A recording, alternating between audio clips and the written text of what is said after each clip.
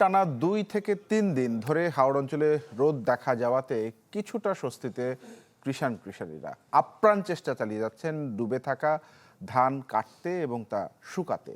সুনামগঞ্জ, মৌলভীবাজার, হবিগঞ্জ, ব্রাহ্মণবাড়িয়ার হাওড়গুলোতে বেশিরভাগ ধান কাটা শেষ হলেও নিচু এলাকার অনেক ক্ষেতের ফসল এরই মধ্যে নষ্ট হয়ে গেছে।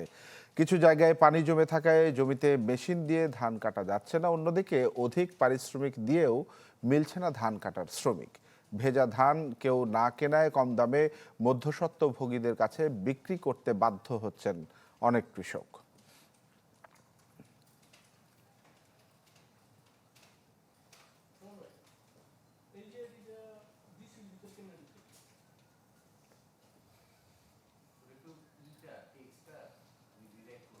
দর্শক, আমাদের সহকর্মীরা জানাবেন, আপনাদেরকে যেমনটি জানাচ্ছিলাম যে ধান কাটা শ্রমিকের কিন্তু এক ধরনের সংকট দেখা দিয়েছে এবং কৃষকরা বেশ দুর্দশার মধ্যে পড়েছেন, ধান শুকাতে পারছেন না।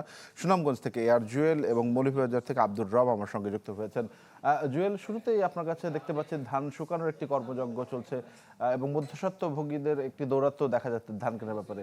সব মিলে বিস্তারিত জানাবেন, প্রশাসন কি ধরনের ব্যবস্থা গ্রহণ করেছে?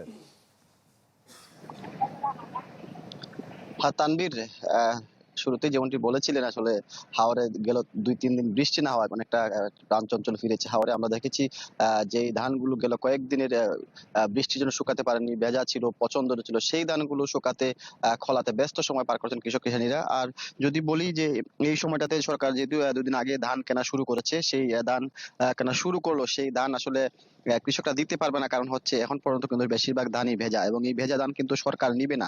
যার কারণে কিন্তু এই ধানগুলো আসলে মধ্যস্বত্বভোগী যারা আছেন এই হাওড় অঞ্চলে সেই ৫০০ থেকে ৬০০ টাকা মন করে ধান বিক্রি করতে হচ্ছে কৃষকদের একটা বাধ্য হয়ে। যদিও খাদ্য কর্মকর্তা থেকে বলা হয়েছে যে ধানগুলো ভেজা রয়েছে সেই ধানগুলো শুকানোর পরেই তারা আসলে নিবেন, ভেজা ধান নেওয়ার কোনো নীতিমালা নেই এই সরকারি ধান ক্রয়ের ক্ষেত্রে। যদিও আজকে পর্যন্ত দেখেছি আমরা এখন পর্যন্ত প্রায় ৭২% ধান কাটা হয়েছে কৃষি সম্প্রসারণ তথ্য মতে, যেটি নিয়ে খুব জানিয়েছেন স্থানীয় কৃষক থেকে শুরু করে জনপ্রতিনিধিরা। তারা বলছেন এখনো প্রায় ৪০ ভাগ ধান হাওরে রয়ে গেছে। ঈদ আসবে, সাথে ক্যাশব্যাকও আসবে। নিজের বা প্রিয়জনের জন্য কেনাকাটায় এবারও নগদ পেমেন্টে পাচ্ছেন দারুণ ক্যাশব্যাক। তাই যাই কিনুন, পেমেন্ট করুন নগদে। এবং এই ধানগুলো আসলে কাটতে আরো কয়েকদিন সময় লাগবে, যদি বৃষ্টিপাত না হয় সেই ক্ষেত্রে কৃষকরা এই ধানগুলো কাটতে পারবে। তবে সবচেয়ে ভালো খবর হচ্ছে যেহেতু রৌদ্রোজ্জ্বল আবহাওয়া বিরাজ করছে হাওরে, সেই ক্ষেত্রে কৃষকদের যেই ধানগুলো কেটে এনেছিলেন এবং ভেজা ধানগুলো ছিল সেইগুলো তারা রৌদ্রে শুকাতে পারছেন এবং যে ফসলটুকু শেষ ফসলটুকু বাঁচানোর যে আপ্রাণ চেষ্টা সেটি করতে পারছেন বৃষ্টিপাত না হওয়ায়।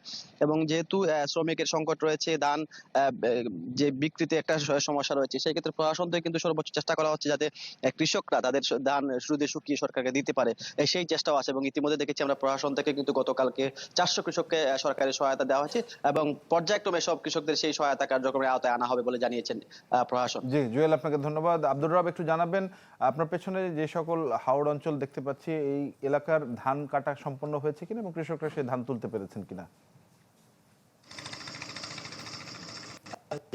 আসলে প্রকৃতির বিরূপ আচরণে হাওর পাড়ের কৃষক পরিবারগুলি একদম নিষ্পেষিত বলা চলে। নানাবিধ সংকট, বহুমুখী সংকটের মধ্যে তারা আছে।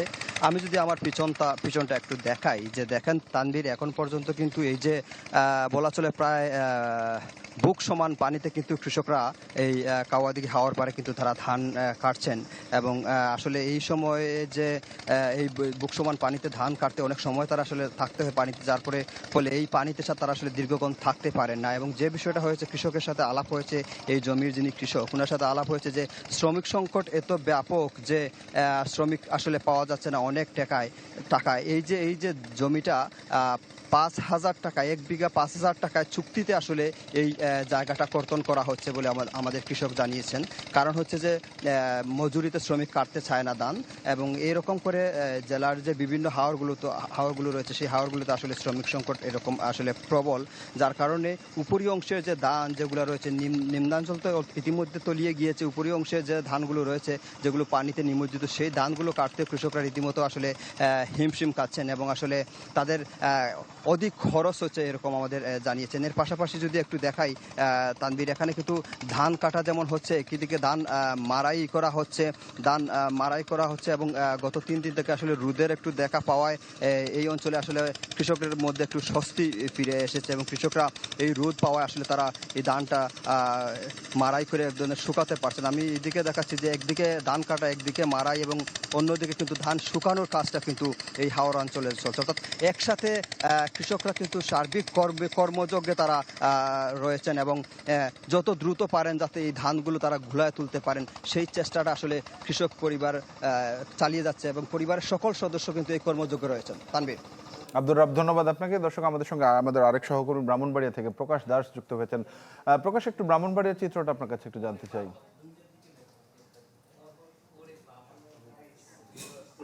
জি তানভীর, বেশ কয়েকদিন ধরে কিন্তু ব্রাহ্মণবাড়িয়ার নাসিরনগরের আকাশে কাঙ্ক্ষিত সূর্যের দেখা মিলেছে। এতে করে কিন্তু প্রান্তিক পর্যায়ের বা হাওড়পাড়ের যারা কৃষকরা রয়েছেন তাদের মধ্যে কিন্তু একটা স্বস্তি রয়েছে। যদিও তাদের বিস্তীর্ণ ফসলি জমি পানি নিচে তলিয়ে আছে, তারপরও যেটুকু ফসল তারা কেটে এনেছেন সেগুলো কিন্তু তারা এখন শুকাতে পারছেন। আপনি নিশ্চয়ই আমার পেছনে দেখতে পাচ্ছেন এই হাওড়পাড়ের যে একটি ধানের গালা রয়েছে, এখানে যারা কৃষক বা কৃষানীরা রয়েছে তারা কিন্তু তাদের যে উৎপাদিত ধান রয়েছে সেগুলো কিন্তু শুকানোর জন্য প্রস্তুতি নিচ্ছেন। তো আজ সকাল থেকে কিন্তু রৌদ্রোজ্জ্বল আবহাওয়া রয়েছে, তবে কিছুক্ষণ আগে কিন্তু এক পশলা বৃষ্টি হয়েছে। সেই কারণে কিন্তু তারা যে সকল ধানগুলো শুকাতে দিয়েছিলেন সেগুলো কিন্তু বাড়িতে নিয়ে গিয়েছিলেন, সেগুলো কিন্তু পুনরায় তারা আনছেন। আর যদি ধান কাটার কথা বলি, হাওরে কিন্তু এখনো কৃষকরা যেটা বলছেন যে 3 ভাগের 2 ভাগ ধানই কিন্তু এখনো পর্যন্ত হাওরে রয়েছে, যেগুলো পানির নিচে নিমজ্জিত। তো যেখানে কিন্তু বুক থেকে গলা পর্যন্ত পানি হয়ে গিয়েছে এবং তারা কিন্তু শত ঝুঁকি নিয়ে হলেও তাদের যে কষ্টের ফসল রয়েছে সেগুলো কিন্তু তারা সংগ্রহ করার চেষ্টা করছেন। তো তারা বলছেন যে আসলে এই প্রান্তিক পর্যায়ে যারা কৃষক রয়েছে তাদের যে পরিমাণ ধানের জমি ক্ষতিগ্রস্ত রয়েছে 305 হেক্টরের মতো, সেগুলো কিন্তু প্রায় টাকার অঙ্কে 13 কোটি টাকার মতো। তো প্রান্তিক পর্যায়ের কৃষকদের জন্য এই টাকা কিন্তু একটি বিশাল বড় ক্ষতি।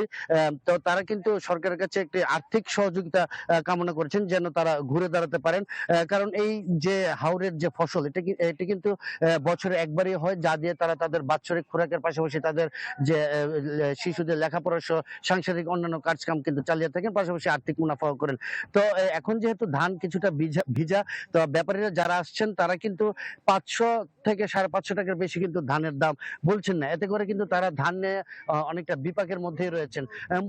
বলা চলতে পারে যে তারা কিন্তু এখন অনেকটা দিশেহারা, কারণ তাদের একখানি জমি করতে কিন্তু 7 থেকে 8 হাজার টাকা খরচ হয়েছে এবং এখন যে ধান কেটে আনবে তাদেরকে কিন্তু 8 থেকে 10 হাজার টাকা দিতে হচ্ছে। তো সব মিলিয়ে খরচের পাল্লা যখন ভারী হচ্ছে তখন কিন্তু তারা ধানের সেই কাঙ্ক্ষিত দামটুকু পাচ্ছেন না। এতে করে কিন্তু তারা আসলে তাদের যে সার্বিক পরিস্থিতি নিয়ে অনেকটাই শঙ্কায় দিন কাটাচ্ছেন। তানভীর। প্রকাশ, ধন্যবাদ আপনাকে। দর্শক, আমাদের সহকর্মীরা যুক্ত হয়েছিলেন, আমরা জানছিলাম কৃষকের ধান সংগ্রহ এবং ধান কাটা বিষয়ে।